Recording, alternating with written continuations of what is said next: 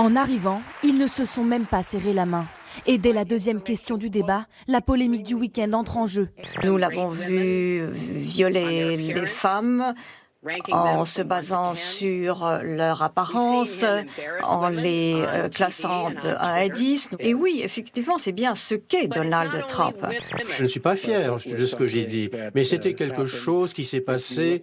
Si vous regardez Bill Clinton, il s'est comporté beaucoup plus mal que moi.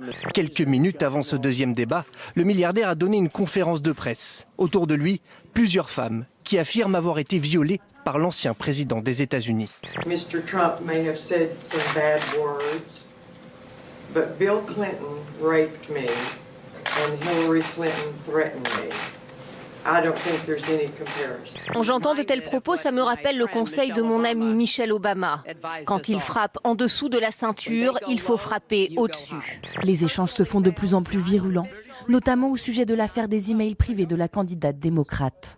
Si je gagne, je vais donner l'ordre à mon ministre de la Justice de nommer un procureur spécial pour faire la lumière sur votre situation. Parce qu'il n'y a jamais eu autant de mensonges. I've never seen such a dirty political campaign. Je n'ai jamais vu Et j'espère bien, une campagne politique aussi sale. Je traduis quand même. j'espère bien que jamais une campagne française ne tombera à ce niveau d'ignominie. C'est bien qu'une personne qui a le comportement de Donald Trump ne soit pas en charge des lois dans notre pays. Parce que vous seriez en prison. Qui serait à table pour le dîner de vos rêves? Le pape François. La question que vous n'aimez pas qu'on vous pose.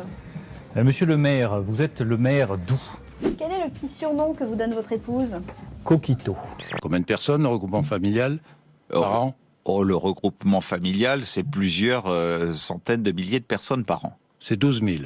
Oui. Pas plusieurs centaines de milliers, c'est 12 000. Sur le mandat. Pour Canteloup, Trump, c'est le Morano en Santiago. Ça vous fait sourire ou ça vous agace? Je trouve ça... Est-ce que vous êtes plongé dans ce dossier? Vous en parlez sans savoir, sans connaître. C'est ce que nous reprochons aux responsables politiques. Le regroupement c'est qu'ils ne familial. savent pas. Est-ce que vous connaîtriez, moi, un petit artisan qui fabrique des gamelles en France, parce que je pense que je vais en prendre une.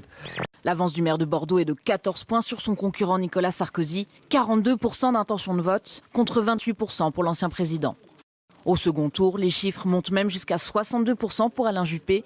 Vous êtes prête à vous battre pour lui, pour retourner à l'Élysée? Je suis prête à me battre pour lui et l'aider autant que possible. Au-dessus, on a Nice il y a 5 ans, on a Paris en dessous, ça c'était officiellement le même prix, 30 000 € les deux. Donc hier, il s'est fait arnaquer? Je sais pas, faudrait lui demander. Derrière cette mer turquoise de rêve, un paysage de cauchemar. Toitures arrachées, arbres déracinés et des habitants qui ne savent plus où aller. On a juste enterré les premiers morts dans des fosses communes que le choléra menace maintenant les survivants. La maladie se transmet par ces eaux souillées, contaminées par les animaux morts. Un camion s'approche et provoque une véritable scène de chaos en plein cœur de la ville d'Écailles. Ce véhicule est chargé en sacs de riz et pour cela les Haïtiens sont prêts à se battre.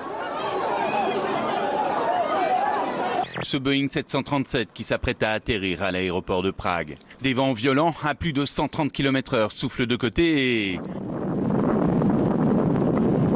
et font basculer l'appareil au moment où il touche la piste. Heureusement, le pilote remet les gaz et réussit à redécoller en stabilisant l'avion qui a rebondi sur le sol. Une deuxième tentative d'atterrissage sera la bonne. Il n'y a aucun blessé, mais une bonne peur et un bon pilote.